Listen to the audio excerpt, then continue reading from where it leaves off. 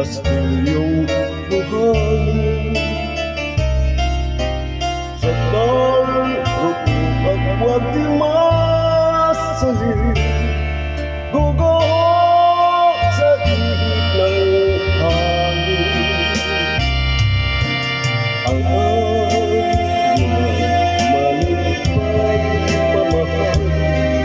ang siyang kalaban gamitan.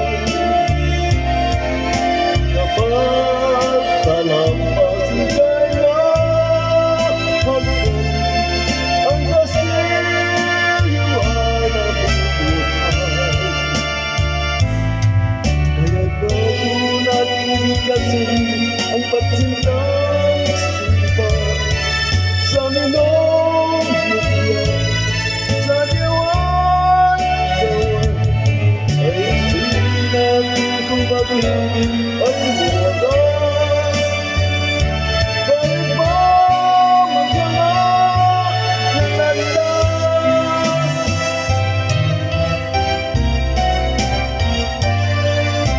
minsan dalawang puso'y nagsumpaan, pag-ibig na noon lang.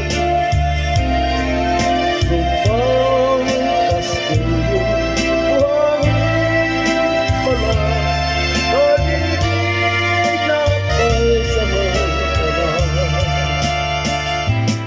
Kaya't bago natin biglasin ang pagsundan sa iba,